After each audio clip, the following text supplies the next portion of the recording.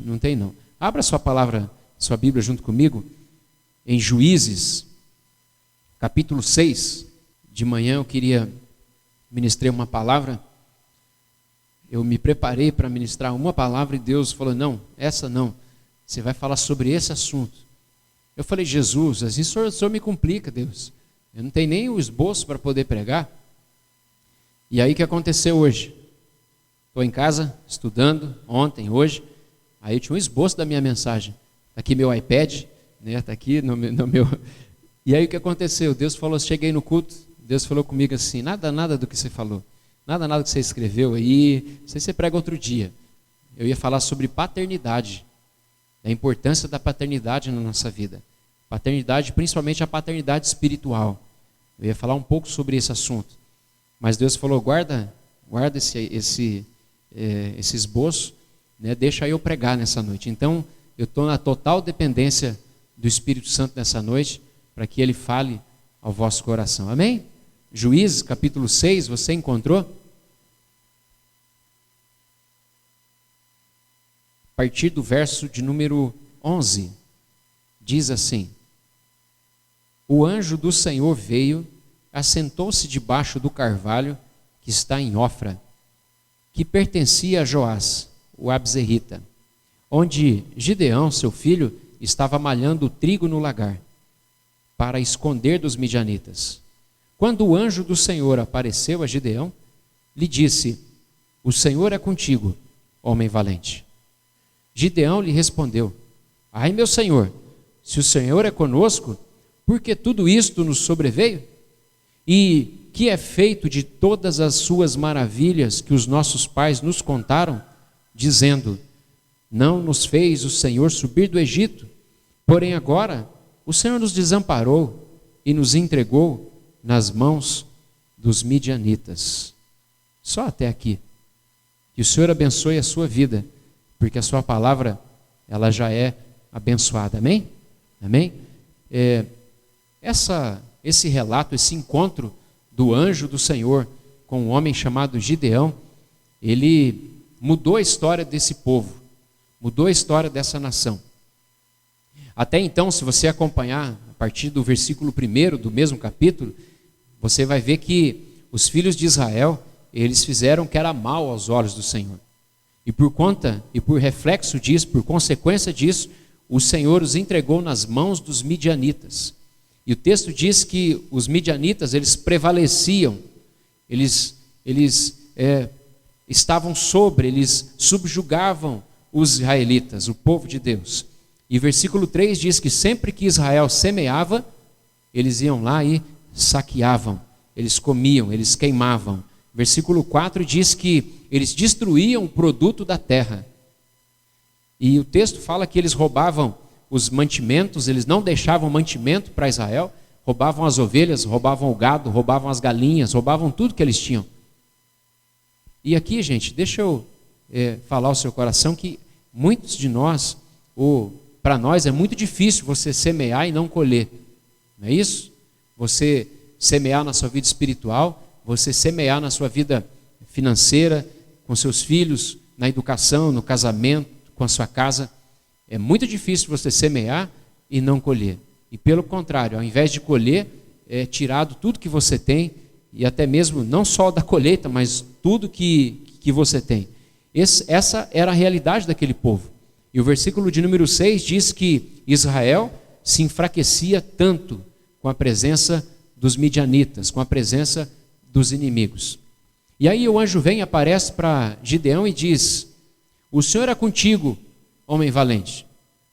Aí Gideão diz: Ai, meu Senhor, se o Senhor é comigo, por que tudo isso nos sobreveio? De que é feita das maravilhas que os nossos pais nos contaram? Como isso é possível? O Senhor é comigo e a gente está vivendo nessa luta, vivendo nessa condição. Aqui, gente, essa pergunta é uma pergunta que muitos de nós fazemos para Deus. Deus, se o Senhor é comigo, por que tudo isso está acontecendo? Por que isso já aconteceu comigo? Por que tanta coisa? Por que tanta luta? Por que isso, Senhor? Senhor, cadê as maravilhas que os nossos pais nos contaram. A gente olha para a Bíblia, a gente vê como que Deus tirou o povo de Israel do Egito, abrindo o Mar Vermelho, uma nuvem de dia para proteger o povo no deserto durante 40 anos, coluna de fogo de noite para esquentar o povo no deserto, para afastar os animais, os escorpiões, as cobras, protegendo. Durante a manhã, toda manhã caía maná para aquele povo, para sustentar o povo. Da rocha saía água para matar a sede daquele povo. A gente olha para a Bíblia e a gente vê Jesus caminhando, e onde Jesus andava, milagres aconteciam, cegos eram curados, coxos se levantavam e andavam, leprosos eram curados, muitos milagres aconteciam. E aí você olha e diz, essas coisas só da Bíblia, nós não vemos mais isso nos nossos dias, nós não conseguimos mais ver essas coisas nos nossos dias. E é sobre isso que eu quero falar um pouquinho com você, sobre fé. Como anda a tua fé? Será que você está como Gideão, cético, dizendo, Deus mudou, Deus mudou, Deus já não é mais o mesmo, Deus já não tem tanto poder assim, Deus já não olha mais para o Brasil, para a sua igreja, Deus já não se importa tanto. Essa era a palavra desse homem, de Gideão. Ele diz, agora o Senhor nos desamparou, agora o Senhor já não cura mais, agora o Senhor já nos entregou nas mãos do príncipe deste século. Essa não é um pensamento de muita gente? Milagre? Só na Bíblia. Não acontece mais milagres. Deixa eu falar algo ao seu coração. Milagres, eles acontecem nos dias de hoje. E é para acontecer nos dias de hoje. Mas o que é que falta? O que é que falta para que milagre aconteça? O problema está em Deus, gente. É Deus que está com problema? Aonde está o problema? Quando o Filho do Homem vier, achará fé na terra? Achará fé no coração dos homens? Vá comigo, abra sua Bíblia no penúltimo livro da Bíblia. Antes de Apocalipse, você vai encontrar uma carta, uma pequena carta escrita por Judas, irmão de Jesus. Sabia que Judas era irmão de Jesus? Não é o Judas Iscariote, gente. Isso aqui é Judas, irmão de Jesus, filho de Maria, irmão de Tiago, também irmão de Jesus, de João, que também foi irmão de Jesus. Não é o João, o apóstolo, nem João Batista, é um outro João. Judas, capítulo 1, só tem um capítulo, versículo 3. Olha o que esse irmão está escrevendo e olha o que acontece. Amados, enquanto eu empregava toda diligência para vos escrever acerca da salvação que nos é comum, sentia necessidade de vos escrever exortando-vos a batalhar pela fé, que de uma vez por todas foi entregue aos santos. Olha o que está acontecendo aqui, gente. Judas, ele está escrevendo uma carta para falar sobre a salvação, que era comum entre os irmãos. A carta era endereçada a gente crente. Mas ele diz o seguinte, eu interrompi. Eu parei de escrever aquilo que eu estava escrevendo sobre a salvação, porque eu sentia necessidade de escrever para vocês batalhar pela vossa fé. Batalhar pela fé. O que é isso aqui? Eu e você precisamos batalhar pela nossa fé. Lutar pela nossa fé. Quando eu falo de milagres e de coisas que Deus faz nos nossos dias, eu citei e falei das orações que nós fazíamos lá na igreja, e quando eu fui para a África. Lá na África, gente, eu vi muita coisa acontecendo, muito milagre de Deus acontecendo. A gente se preparou para isso. Eu fiquei sabendo da viagem em meados de junho, e a nossa viagem era para agosto, no final de agosto, dia 22 ou 23, se não me falha a memória. Para que eu fosse para lá, eu comecei a me preparar, nós nos preparamos. Sabe por quê? Porque eu queria, quando chegasse lá, eu queria que essas coisas da Bíblia acontecessem lá. Cegos, coxos, paralíticos, endemoniados fossem libertos, homens fossem curados. É isso que eu queria. E sabe o que foi que aconteceu? Exatamente isso. No primeiro culto que nós fizemos numa vila, primeiro culto, um menino de cerca de 8, 9 anos, surdo e mudo de nascença. Aquele menino, depois de nós pregarmos e orarmos, o pastor o pastor Marcelo, que estava conosco, lá de Piracicaba, ele com toda a ousadia mandou chamar esse menino, disse, na verdade ele nem sabia que esse menino estava lá, e disse, pegou o microfone e disse, tem alguém aqui que é mudo, surdo de nascença? Ele não sabia. Aí a mãe traz o menininho, traz aquele menininho negrinho, vem até a frente, e ele diz assim, ele ora pelo menino, coloca as mãos sobre o ouvido do menino, sobre a boca do menino, ora, e depois olha para o menino e diz, você está me ouvindo? Aí o menino regalou os olhos, eu estava do lado. Ele disse assim, pegou o microfone e disse, fala Jesus. Aí o menino, Jesus, Jesus. A primeira palavra que aquele menino falou foi Jesus. Você podia aplaudir o Senhor? Jesus. Naquela mesma noite, trouxeram uma mulher que era cega, ela havia cortado o olho com não sei o que, uma faca, alguma coisa, e tinha uma cicatriz enorme no seu olho, desde da pálpebra aqui em cima, embaixo aqui, e ela era cega do olho. E a missionária, uma missionária da Nova Zelândia, orou por ela e ainda disse, você vai ser curada, mas essa cicatriz vai ficar, para você sempre se lembrar que foi Deus que te curou. E ela foi curada. Uma outra mulher veio até mim, trouxeram ela com uma bengalinha, os olhos brancos. E eu olhei e disse, bom, é cega. E quando fui orar por ela, orei por ela, e terminei a oração, ela abriu os olhos, e um olho dela estava normal e o outro branco. E ela olhou para mim, ficou olhando para o braço, olhando para as pessoas onde ela estava, e ela já começou a festejar, a sair, e o Espírito Santo falou comigo, eu disse para o Espírito Santo, falei, Deus, só curou um olho? E o outro, Senhor? E eu comecei a questionar Deus, e Deus, o Espírito Santo me trouxe à memória uma passagem onde fala que Jesus teve que orar por um cego 2 vezes. Orou pelo cego uma vez, a Bíblia diz que o cego via as pessoas como árvores, estava vendo, não via direito. E Jesus orou de novo por ele, tocou nele novamente, orou por ele, e aquele cego via perfeitamente a tudo. O Espírito Santo me lembrou e disse, Jesus precisou orar 2 vezes. Você vai orar 2 vezes. Eu fui atrás daquela mulher, vem cá. Impus as mãos sobre ela, e a minha oração não foi para Deus curar. A minha fé era tamanha, que eu já estava orando, agradecendo. Senhor, eu quero te exaltar, quero te louvar, porque assim que eu tirar as mãos da cabeça dessa mulher, ela já vai estar curada. Ela vai ver totalmente, plenamente tudo.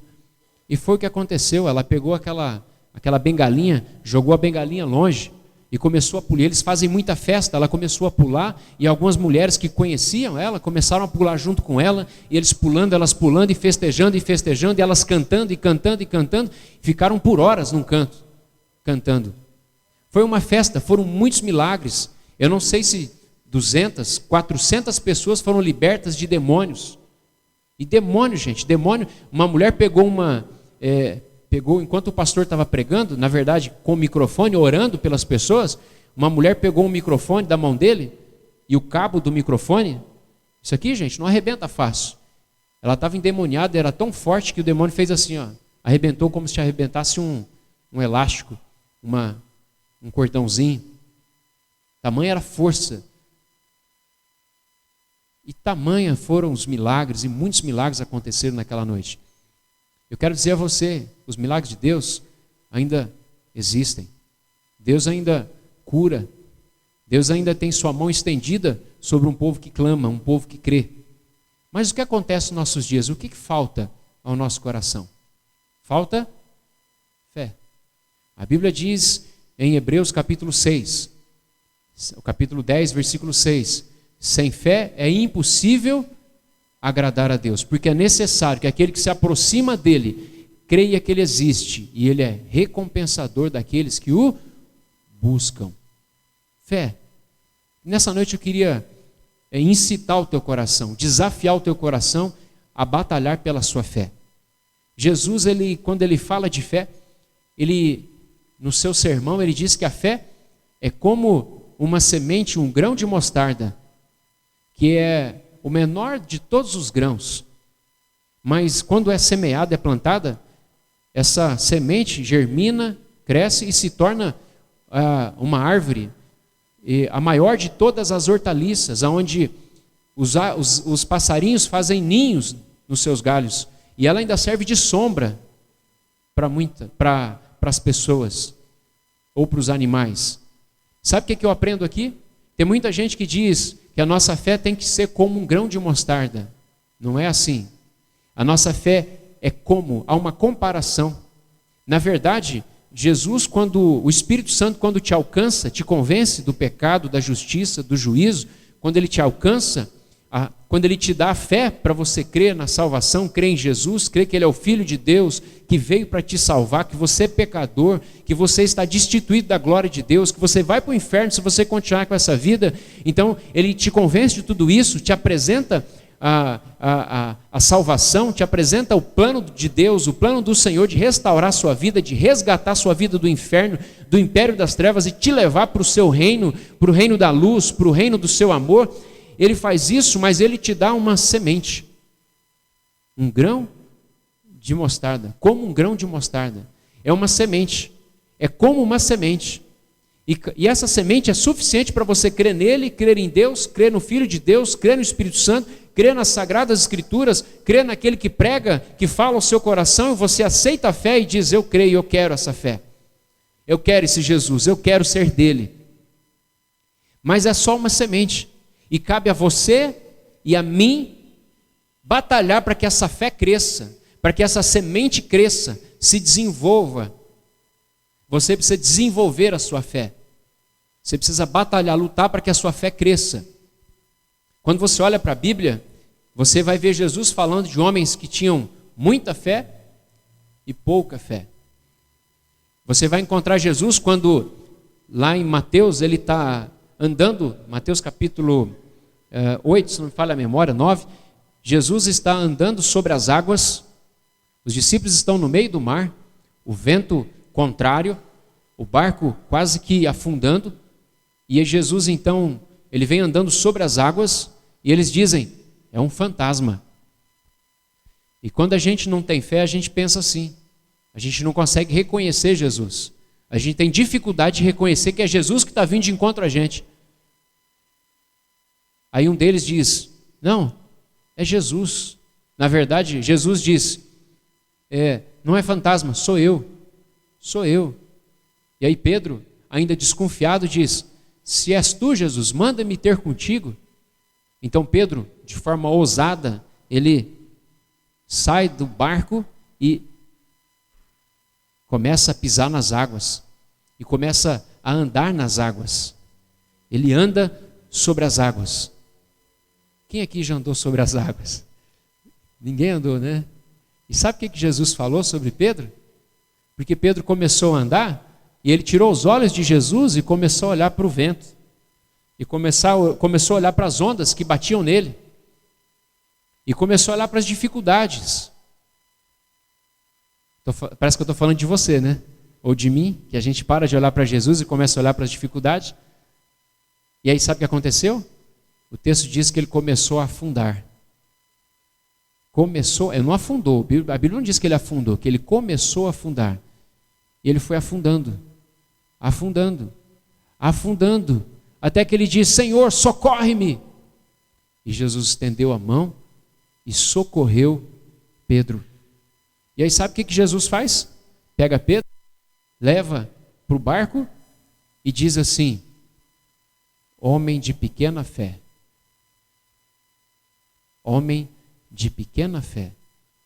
O que Jesus ia dizer da gente? Se para Pedro ele disse homem de pequena fé. E são muitos os textos que falam sobre isso. Quando os discípulos estavam no barco, Jesus estava dormindo na popa do barco, isso é um outro episódio lá em Marcos. A Bíblia diz que eles acordaram Jesus e disse: Senhor, não te dá que pereçamos? Se o Senhor não fizer nada, a gente vai morrer. Jesus olha para eles e diz: homens de pequena fé, até quando? Até quando? Só que também a Bíblia fala de que Jesus exaltou, enalteceu alguns homens e mulheres que tinham uma fé diferente. Uma mulher chega para Jesus, uma mulher grega, Ciro-fenícia. Ela não era judia, não tinha descendência judaica, não tinha linhagem nem de Benjamim, nem de Judá, nem de nenhuma tribo de Israel. E ela vai atrás de Jesus e diz: Senhor, e começa a pedir socorro. O texto fala que Jesus não deu ouvidos. Olha só, Jesus não parou. E o texto fala que essa mulher começou a insistir. Sabe o que aconteceu? Os discípulos, isso aqui sou eu que estou dizendo, gente. A Bíblia não diz isso aqui, sou eu que estou dizendo. Os discípulos deviam olhar para Jesus: Senhor, ô Jesus, atende ela, Jesus, vai pegar mal. O Senhor atende tanta gente, que o Senhor não vai atender ela? E o texto diz que Jesus olha para aquela mulher, e aquela mulher diz o seguinte: Senhor, a minha filha está endemoniada lá em casa. Faz alguma coisa. Aí Jesus diz: não é bom tirar o alimento dos filhos para dar aos cachorrinhos. Sabe o que Jesus estava falando? Que ele estava ali para o judeu. Ele estava ali para ensinar os filhos da promessa, os filhos de Abraão, os judeus. E que ele não queria misturar, ele não queria oferecer nada para quem não era, para quem era gentil. Ele veio para os seus, mas os seus não o receberam. E sabe o que aquela mulher diz? Para impressionar Jesus, ela diz: Senhor, mas até os cachorrinhos comem das migalhas que caem da mesa. Sabe o que essa mulher estava dizendo? Senhor, eu sei que o Senhor está alimentando o teu povo, está alimentando os teus filhos, aqueles que estão assentados à mesa com o Senhor, os teus filhos. O Senhor está falando de palavras espirituais, de palavras a respeito do reino dos céus, de palavras a respeito do poder de Deus. O Senhor tem falado tanta coisa para eles, e eles não estão aproveitando tudo, Senhor. E as migalhas que estão caindo da mesa é suficiente para mim crer que o Senhor vai fazer alguma coisa para minha filha lá em casa. Aí Jesus olha para ela e diz: mulher, grande é a tua fé, vai-te em paz, a tua filha já está liberta. E quando ela chegou em casa, a filha estava liberta. Jesus exaltou a fé daquela mulher. Jesus também tem um encontro com um homem, um centurião, um homem que é um guarda de 100 soldados. Ele era um líder, uma autoridade romana. Tinha a roupa dele, a farda dele era diferente, tudo era diferente, todo mundo reconhecia que ele era um chefe de soldados. Esse homem vai até Jesus e diz o seguinte: Senhor, o meu servo está lá em casa e está enfermo. E aí Jesus diz assim: eu vou com você. Aquele homem diz: Senhor, não precisa, Senhor ir. Eu sei o que é autoridade. Quando eu ordeno alguma coisa, os meus servos fazem. Quando eu falo vai, eles vão. Quando eu falo vem, eles vêm. Eu sei o que é autoridade. Dize somente uma palavra, que o meu servo será curado. Jesus olhou para aquele homem e disse: nem em Israel todo eu encontrei um homem com tamanha fé. Vai-te em paz, o teu servo já está curado. Grande é a fé. Como anda a tua fé? O que você tem feito para que a tua fé cresça? O que você tem feito para experimentar essas coisas de Deus? Até quando você vai aceitar a sua vida? Até quando você vai aceitar as coisas que acontecem com você, como se fosse tudo natural? Você acha que tudo que aconteceu com você até hoje é natural? É vontade de Deus. É vontade de Deus para a minha vida. Eu nasci assim mesmo, nasci para sofrer, eu nasci mulher, então mulher nasceu para sofrer, dor de parto, dor disso, dor daquilo, nasceu para ser subjugada, nasceu para... Não, eu nasci homem, então eu nasci mesmo para levar pancada, eu tenho que trabalhar de dia, de noite, sol a sol, então é isso que eu tenho que sofrer mesmo, eu nasci para sofrer. Tem gente com cabeça assim. Tem gente que pensa, Deus se esqueceu de mim. Deus nos desamparou, como diz Gideão. O Senhor nos desamparou. O Senhor só olha para o povo, os crentes das outras igrejas, das igrejas grandes. Deus só responde a oração dos americanos. Deus só responde às orações dos europeus. Lá parece que não tem nada. Não falta nada. Parece que Deus abençoa lá. Lá Ele abençoa, mas aqui não. Aqui a igreja é pequena, pouca gente. Deus não abençoa, não. Mentira. Mentira do diabo. Para fazer você ser subjugado como esse povo de Israel. Para fazer você ter uma cabeça pequena. Para fazer a sua fé não crescer. Para fazer você não acreditar que Deus pode mudar a sua vida. Para fazer você acreditar que essa enfermidade não tem cura. Tem gente que diz, eu tenho diabetes não tem cura. Quem disse para você que não tem? Você nasceu assim? E mesmo você tenha nascido assim, a Bíblia diz que Jesus um dia curou um cego de nascença. E Jesus curou vários cegos. Teve cego que Jesus cuspiu no olho dele. Teve cego que Jesus fez o quê? Só colocou a mão. Aquele que eu citei, que ele orou 2 vezes, Jesus só colocou a mão nele. Agora lá em João capítulo 9, capítulo 9, fala de um cego que Jesus curou. Sabe o que Jesus fez? Jesus cuspiu no chão, fez lodo, untou os seus olhos e diz, vai lavar no tanque de Siloé. Sabe por que Jesus fez isso? 2 motivos. Primeiro, eu quero acreditar que aquele cego, ou ele não tinha olho, ou o olho dele era incompleto, estava faltando alguma coisa. Jesus cuspiu no chão. Você é feito de quê, gente? Do que Deus te fez? Do pó? Do pó da terra. Jesus está fabricando um olho novo ali e colocando nos olhos dele ali e dizendo, vai lavar, que já está curado. Agora interessante, Jesus podia falar assim, olha, untou os olhos com lodo, estava curado. Por que Jesus mandou ele lá? Você sabe por quê? Tem muita coisa que Jesus pede para você fazer e você não faz. Você não faz. Deus pede coisas para a gente fazer e a gente não faz. E sabe o que acontece por conta disso? Aí não tem cura. Sabe o que significa quando Jesus pegou terra, lodo, com o cuspe dele e jogou no olho? Alguém já caiu um cisco no seu olho? Alguém já teve esse desprazer de ter um cisco no seu olho? Uma pedra, gente, um grãozinho de areia. Eu já trabalhei com construção civil, eu já tive grãozinho de areia no meu olho. Irmão, eu chego em casa com o olho desse tamanho, de tanto fuçar lá e tentar arrancar essa pedrinha, porque incomoda muito. Jesus com certeza diz, vai lavar no tanque. Aquele homem cego saiu batendo nas paredes, batendo em tudo, procurando esse tanque, gente. Logo, correndo. Imagina o que é você ter o olho cheio de terra.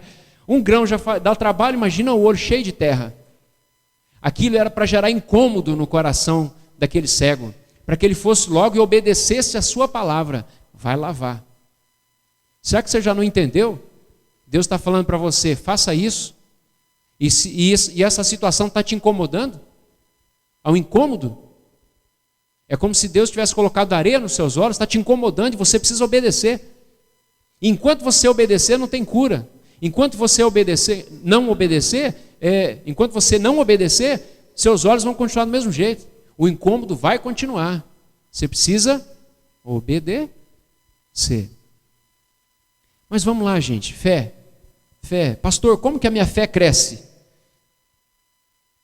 Como é que a minha fé pode crescer? Existem muitas coisas que podem cooperar para a sua fé crescer.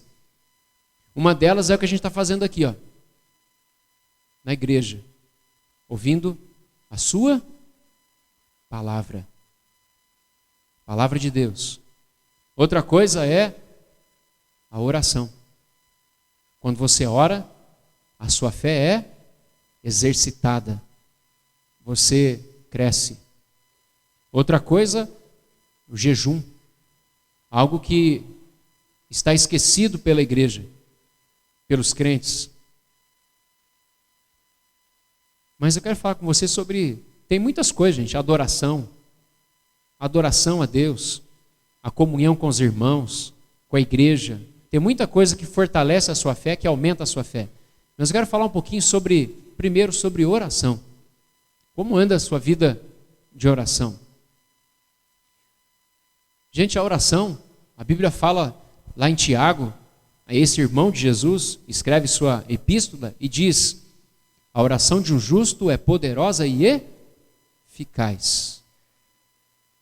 Ele diz: Elias era um homem como nós, com as mesmas paixões que nós, mas ele orou e o céu se deteve, não choveu durante 3 anos e meio.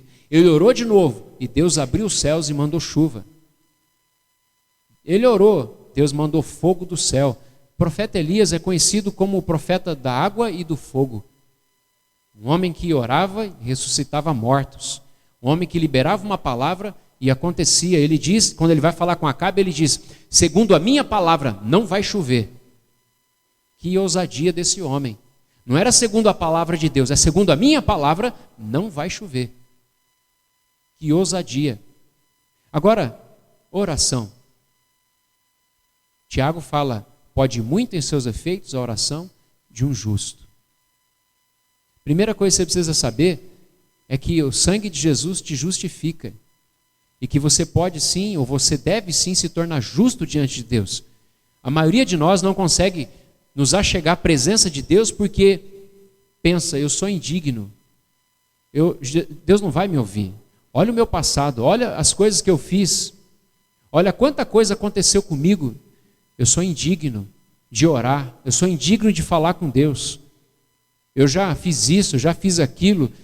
E você fica carregando culpa, peso, pecados, que a Bíblia diz que ele pegou todo o seu pecado, jogou no mar do esquecimento, e dele não se lembra mais. E a gente não ora. A gente não ora. A gente não coloca diante de Deus as nossas lutas, as nossas dificuldades. A gente não fala com o Senhor. E eu aprendo que a oração, gente, não é um monólogo, que você chega lá na sua casa, você se ajoelha lá aos pés da sua cama, você tranca o seu quarto, como Jesus orienta, e faz o seguinte: Senhor, eu quero te apresentar algumas coisas aqui, a minha família, meu trabalho, minha casa, essa luta, essa dificuldade, e eu quero, então, que o Senhor cuide de tudo isso, abra as portas, cura aqui, faz ali e tal. E a gente ora e diz o seguinte: então é isso aí, Senhor, então o Senhor já está ouvindo, né? Amém, Deus, então, beleza, sei que o Senhor está cuidando, e a gente sai do quarto e vai embora como se acabou a oração. Deixa eu te dizer algo, oração não é um monólogo, só você fala. Oração é um diálogo, é um relacionamento. Você fala e Deus responde. Você fala, Deus ouve e te responde. Você consegue entender isso aqui? Você consegue praticar isso aqui? Precisa ter fé, gente. Precisa batalhar pela sua fé, para você crescer. Você precisa lutar pela sua fé. E quando você ora, mesmo que você ainda não ouça o Senhor em voz audível, ou com uma impressão no seu coração, você precisa insistir. Você precisa sentar lá no seu quarto, você precisa se ajoelhar lá no seu quarto e dizer: Deus, eu estou vivendo essa situação, estou com uma crise lá no meu trabalho, o que eu devo fazer? Fecha a boca, deixa Deus falar com você, Ele vai falar com você. Filho, você não precisa fazer nada, eu te julgo, eu que te protejo, você não vai ser mandado embora, pode deixar, você não precisa se defender de ninguém não, você fez alguma coisa de errado, você não fez, então eu vou te defender. Aí você: ai Deus, obrigado Senhor, então não vou falar nada. É assim, gente. Deus, eu não consigo me entender com o meu marido, com a minha esposa. O que eu devo fazer, Senhor? Aí o Espírito Santo te lembra de um versículo: maridos, amai as vossas mulheres, como Cristo amou a igreja. Maridos, você precisa amar a sua mulher. Aí o Espírito Santo te lembra de um outro versículo: você mulher, sejam submissas, respeitem os seus maridos. Respeitem, só respeitem eles. Respeite o que eles falam, respeite o que eles pensam, respeite o seu marido. Aí você vai dizer, Deus, então é assim, só vou respeitar meu marido? Só, minha filha, respeita teu marido. E aí Deus vem com a sua resposta e te abençoa, te conduz. Oração. Toda vez que você ora, Deus te ouve, Deus te responde, e a sua fé é acrescida. É acrescida. Quantos querem ter uma vida de oração diferenciada a partir dessa noite? Pode dizer amém. Você vai mudar a sua vida de oração? Você entendeu nessa noite que se você quiser ver milagre de Deus, você precisa orar mais? Você precisa ter uma vida de oração intensa, dia, noite, dia, noite, dia. E a oração que você fez ontem, gente, só serve para ontem. Hoje você tem que orar de novo. Jesus orou todas as noites, orava, subia nos montes todas as noites para orar. Essa semana eu fiquei doido para chamar os irmãos para ir no monte orar. Na quinta-feira, sexta-feira, eu falei com a minha esposa, falei, vamos. Eu preciso ter mais intimidade com vocês para a gente orar. Na verdade, eu queria sexta-feira agora, que vem, marcar uma vigília com vocês. Mas ainda estou preocupado. Eu falei, Deus, o povo, será que o povo vai vir na vigília? Se a gente tivesse vigília sexta-feira agora, quem viria? Vem? É? Estão marcados então? Sexta-feira que vem? Meu Deus, assim, 9 horas da noite. Não é tão tarde, gente, 9 horas. A gente vem, ora até 11 horas, até 10 horas, até meia-noite. Depende como nosso coração tiver, ou depende como o Espírito Santo nos pegar. Então, sexta-feira que vem, 9 horas da noite, aqui na igreja, vigília. Vamos orar, buscar o Senhor, buscar a face do Senhor. Amém, gente? Outra coisa que eu queria deixar ao seu coração, além da oração que aumenta a sua fé e faz com que a sua fé cresça, o jejum. Lá em 2 Crônicas, capítulo 20, fala a respeito de um homem chamado Josafá, um rei. A Bíblia diz que 3 povos se levantaram contra Josafá para destruir o povo, para destruir toda a cidade. Sabe o que aconteceu? O texto diz que Josafá temeu ao Senhor e pôs-se a buscar ao Senhor. E levantou um jejum. Toda a cidade começou a jejuar. Todo mundo começou a jejuar. A partir dele. Sabe o que Deus fez? A Bíblia diz que Deus levantou um profeta no meio do povo. Um profeta chamado Jaaziel. E aquele profeta liberou uma palavra para Josafá e para todo o povo, dizendo o seguinte: nessa peleja não tereis que pelejar. Essa peleja não é vossa, é do Senhor. Agora, sabe o que eu aprendo aqui, gente? O jejum não muda Deus. Quando você jejua, Deus não muda nada.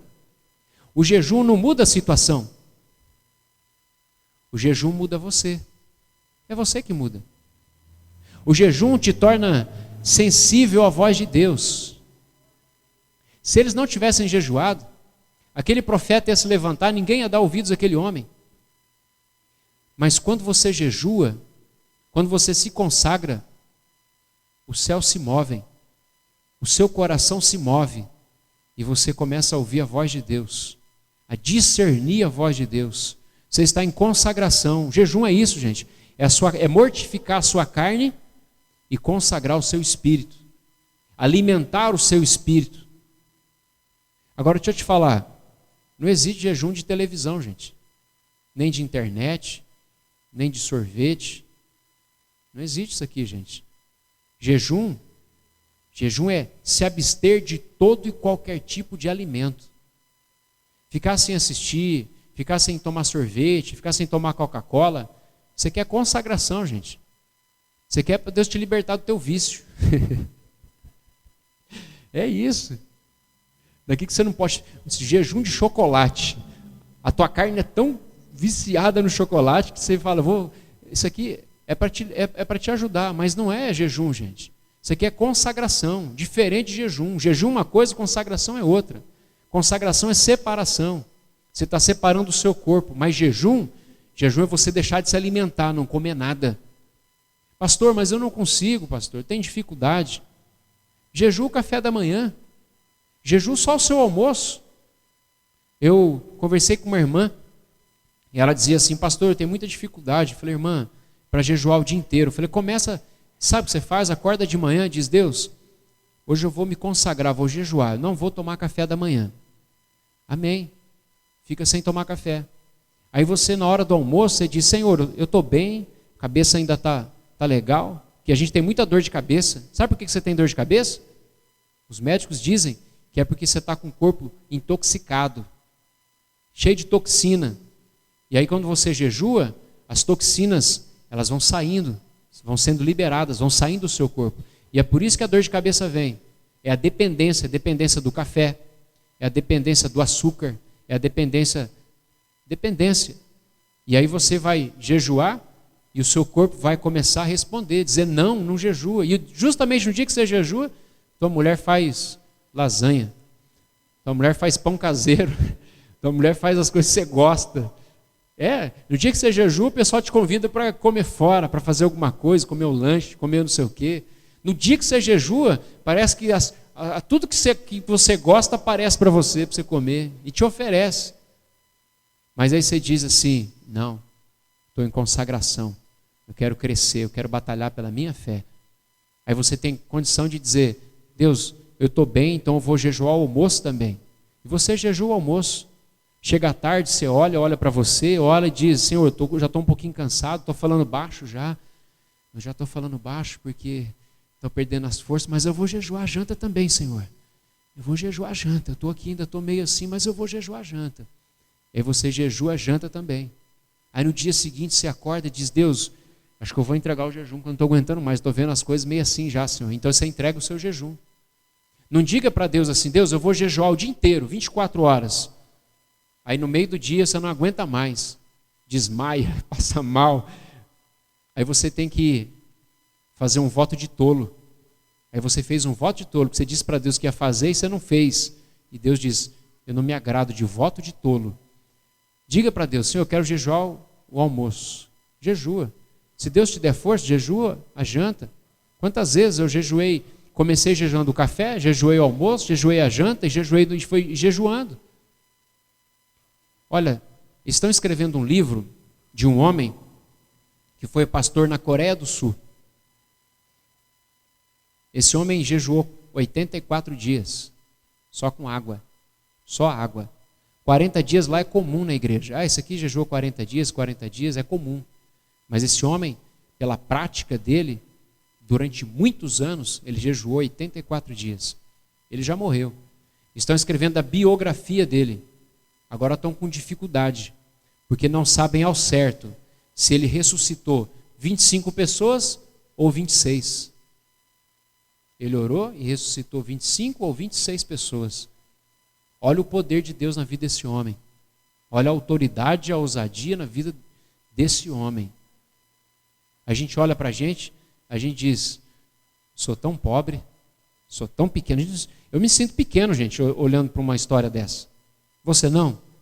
Eu me sinto assim, um vermezinho de Jacó, como diz o texto. Vamos melhorar, gente? Vamos melhorar? Vamos melhorar? Você vai melhorar comigo, amém? Vai começar a jejuar? Eu quero lançar um desafio para você. Quarta-feira tem culto. Quero jejuar, almoço, café da manhã e entregar o meu jejum aqui na igreja. Eu quero ver Deus fazendo milagre na minha casa. Quero ver Deus fazendo milagre nessa igreja. E se você está comigo, vem aqui entregar o seu jejum comigo. Quarta-feira, nós vamos jejuar quarta-feira. Quarta-feira vai ser o dia de jejum dessa igreja. Amém, gente? Não, esse amém só eu vou jejuar. Amém, gente? Então, quarta-feira, nós vamos entregar o nosso jejum aqui. Se você não puder vir, você entrega lá na sua casa, mas você jejua. Jejua, miserável. Não deixa só eu jejuar, não. Tá bom? Outra coisa que a gente precisa praticar. Eu já estou caminhando para o final. Que você e eu, nós precisamos praticar para que a nossa fé aumente, a nossa fé cresça. Palavra. Palavra de Deus. O povo que não conhece a sua palavra, ele perece. O povo que não conhece a palavra de Deus, perece, sofre.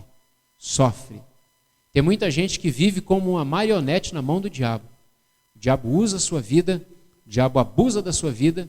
O diabo, você é como um capacho na mão do diabo. O diabo bate muito. Por quê? não conhece a palavra de Deus. Jesus diz: errais por não conhecer as Escrituras e nem o poder de Deus. Quando você não conhece as Escrituras, você não conhece o poder de Deus. Se você não conhecer as Escrituras, você não conhece o poder de Deus. Por isso que essas três coisas, oração, jejum e palavra, elas andam de mãos dadas. Sabe quando tua vida vai mudar? Quando você for orar, enquanto você estiver orando, as palavras vão ser a palavra do Senhor. Quando você estiver orando, dizer: Deus, essa semana eu vou fazer uma viagem. Eu tenho que viajar lá para Ribeirão Preto, a trabalho. Mas eu sei, Senhor, a tua palavra diz que os anjos do Senhor se acampam ao redor daqueles que o temem. Nada vai acontecer contra a minha família. Minha família está guardada, protegida pelo Senhor. Os anjos do Senhor estão lá na minha casa guardando. É assim. Deus, eu vou fazer essa viagem, mas a tua palavra diz que o Senhor me abençoaria a minha entrada e a minha saída. Que o sol não vai molestar a minha vida de dia, nem a lua de noite. Então eu estou na tua palavra, Senhor. Está doente? Aí você ora: Deus, eu não estou me sentindo muito bem. Eu acho que essa gripe aí está querendo me pegar. Mas, Senhor, a tua palavra diz que o Senhor levou sobre si todas as minhas enfermidades. Pelas suas pisaduras nós somos sarados, curados. É aqui, gente. Quando você orar dessa forma, quando você orar a palavra, sua vida muda. Quando você ora a palavra, as circunstâncias da sua vida mudam. Quando você orar e dizer: Deus, eu quero me achegar ao Senhor porque eu sou filho. A tua palavra diz que todo aquele que é nascido de Deus vence o mundo. E essa é a vitória que vence o mundo, a nossa fé. A nossa fé. Eu sou filho do Senhor, eu nasci de novo. Senhor, a tua palavra diz que todo aquele que é nascido de Deus e que não vive pecando, o maligno não toca. Senhor, minha vida está em ordem. Eu não estou vivendo pecando, Senhor. Minha vida está em ordem. Então eu creio que o maligno não vai me tocar. Palavra. Senhor, eu quero acreditar, Deus, que eu e minha casa serviremos ao Senhor. Nenhum dos meus filhos vão se perder. Meu casamento vai dar certo. Eu vou ser como aquele homem do Salmo 127. A minha casa edificada sobre a rocha. Minha família, meus filhos serão como flecha na mão do valente. Minha esposa, assentado à mesa, se alegrando, uma mulher abençoada, virtuosa, orando a palavra. Lâmpada para os meus pés é a tua palavra, Senhor, e luz para o meu caminho é a tua palavra. Escondi a tua palavra no meu coração para não pecar contra ti. A palavra. A palavra te liberta, a palavra te cura, a palavra te consola, a palavra te levanta, a palavra te envolve, a palavra ela traz luz para a sua vida, a palavra ela traz direção para a sua vida, a palavra te traz paz. A palavra, ela te conduz no meio da escuridão. A palavra, ela muda a sua cabeça, sua mente, seu coração. A palavra transforma seu casamento. A palavra transforma a sua vida espiritual. A palavra transforma a sua vida emocional. A palavra transforma a sua alma. A palavra, ela muda teu coração, ela muda a tua vida, a tua visão. Você vive pela palavra, não vive por aquilo que seus olhos veem. Por mais que as pessoas digam, não tem jeito, não tem como, mas você não vive pelos olhos, você vive pela palavra, é pela fé, por aquilo que Deus já te prometeu, por aquilo que Deus já fez na sua vida e por aquilo que Ele ainda vai fazer na sua vida. A palavra, medita na minha lei de dia e de noite, e dela não se desvie nem para a direita e nem para a esquerda. Guarda em cumprir com tudo aquilo que nela está escrito, então farás prosperar o teu caminho. Deus disse a Josué: a palavra é a palavra. Você precisa amar a palavra, você precisa desejar a palavra, você precisa conhecer a palavra. Conhecendo a palavra, você vai conhecer o poder de Deus. Amém? A palavra. Você precisa ler a palavra. Olha aqui. Sabe o que é isso aqui? Plano de leitura anual. A gente vai fazer para deixar aqui para você levar para sua casa. Você precisa ler a Bíblia. Se você ler 3 capítulos todos os dias, no final do ano você leu a Bíblia inteira. Todinha. Sabia disso? Não. Se você ler 7 capítulos no dia, 6 meses você leu a Bíblia toda. 12 capítulos, você leu a Bíblia inteira durante... Se você ler 12 capítulos por dia, em 3 meses, você já leu a Bíblia inteira. Toda. Precisamos ler a Bíblia, gente. Precisamos ler a palavra. Precisamos amar a palavra.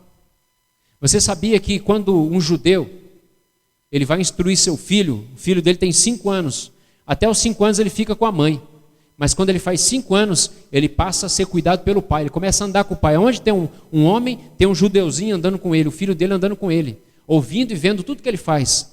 Aí esse pai, ele começa a ensinar o filho as escrituras, a Torá, e durante dos 5 anos até os 10 anos, ele ensina e ele instrui o filho.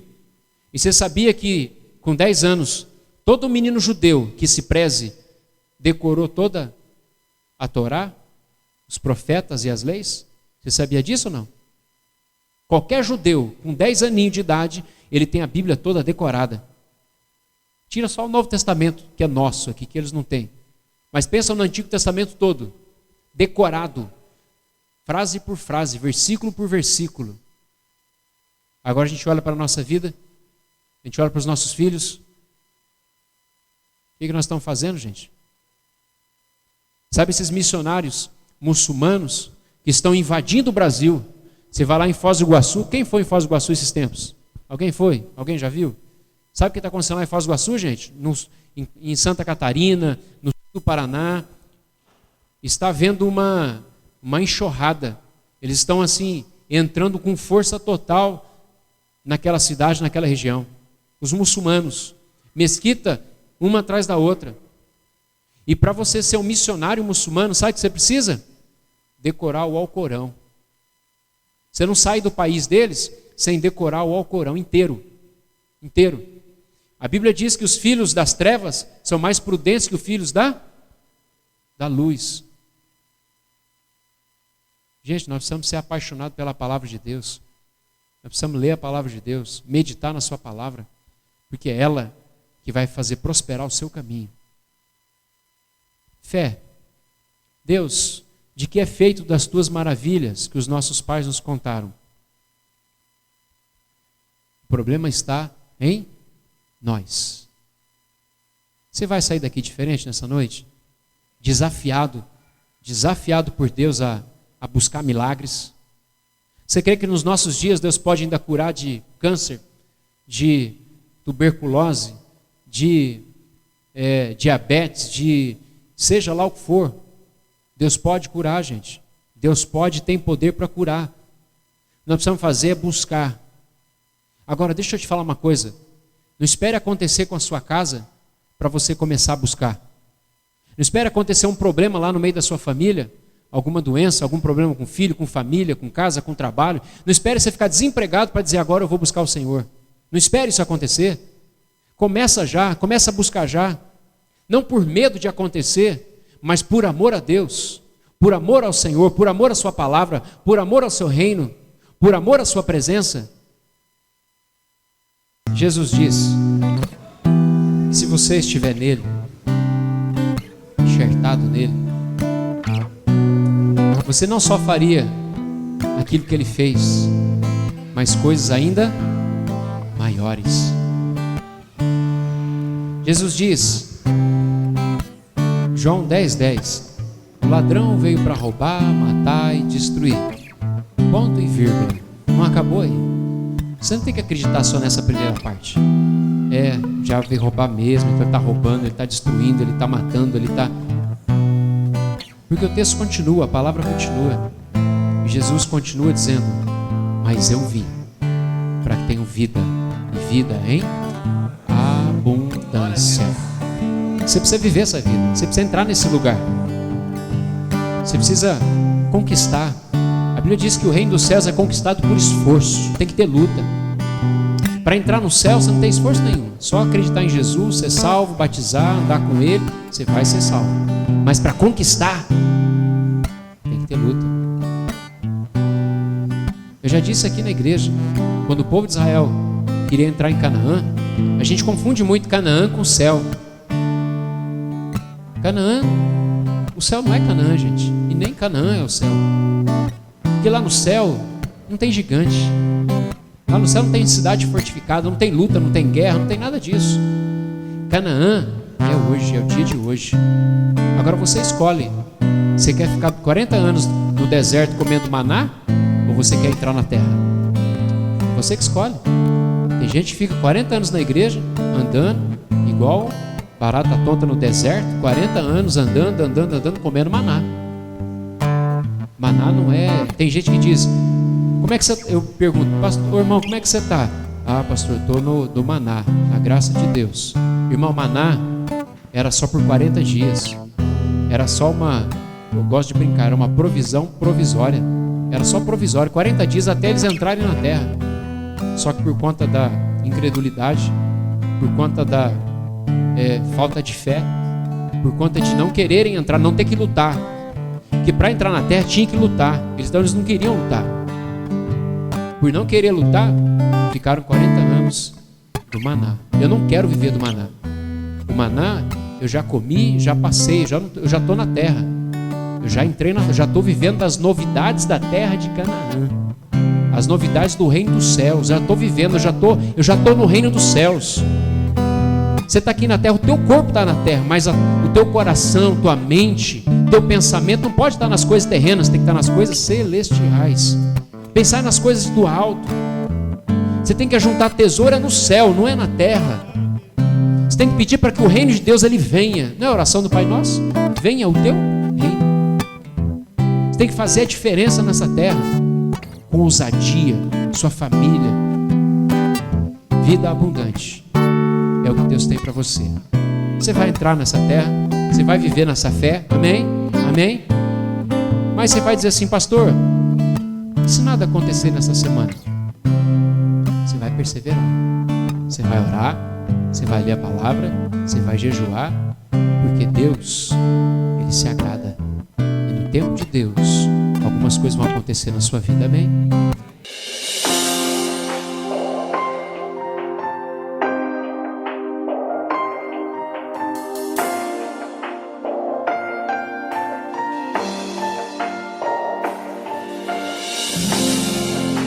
Abristes o mar fez o coxo andar. Tu és a ressurreição, és a vida e o perdão, és minha salvação. Detivestes o sol, do céu o fogo desceu. És um Deus que me salvou, és um Deus que me criou, és um Deus que me cura. Aumenta minha fé, me faz crescer. Quero tocar tua glória e poder. Vem envolver, quero te ver. E em teus braços me esconder. Aumenta minha fé, aumenta minha fé.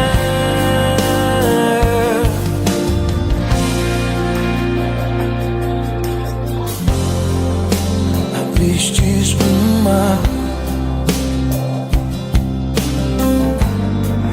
fez o coxo andar. Tu és a ressurreição, és a vida e o perdão, tu és minha salvação. Aumenta minha fé, me faz crescer. Quero tocar tua glória e poder. Vem me envolver, quero te ver.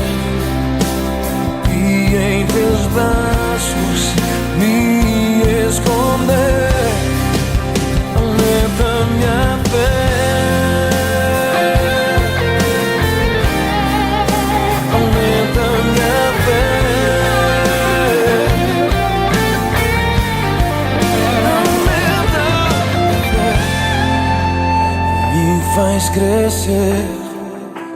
Quero tocar tua glória e poder. Vem me envolver. Quero te ver e em teus braços me esconder. Aumenta minha fé, me faz crescer. Quero tocar tua glória e poder. Vem me envolver, quero te ver e em teus braços me esconder. Aumenta minha fé, oh yeah. Aumenta minha fé, aumenta minha fé, oh, aumenta minha fé,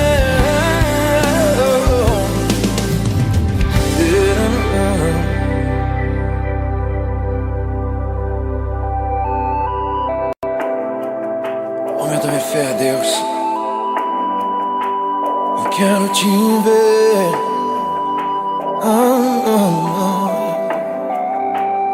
Aumenta minha fé. É que eu te peço. Como escrito na tua palavra, fé é a certeza das coisas que se esperam e a convicção de fatos que não se veem. Sem fé é impossível te agradar a Deus. Sem fé é impossível agradar a Deus. Para aqueles que se aproximam de Deus é necessário que creiam que Ele existe e é galardoador daqueles que o buscam. Deus, nós cremos, eu creio, Deus. Eu sei, estou convicto de tudo que és, de tudo que és. Aumenta a minha fé. Eu quero crer numa nação salva, numa nação rendida aos pés da tua cruz. Eu quero crer, Deus, com tudo que sou, num povo que confessa, num povo que ama, num povo apaixonado por ti, num povo que vive em função de ti. Senhor, aumenta a minha fé. Não quero viver para mim, não quero viver para os homens. Eu quero viver para ver a tua glória, ver a tua glória, tomando a nação brasileira, tomando os países da terra. Senhor, vem, vem, aumenta minha fé.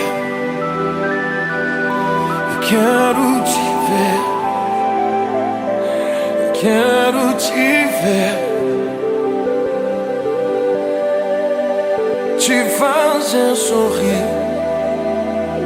Quero te ver,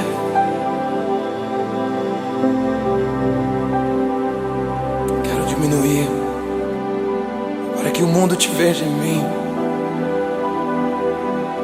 Quero desaparecer para que o Senhor entre em cena, que teu amor seja conhecido através da minha vida. Aumenta minha fé, aumenta minha fé.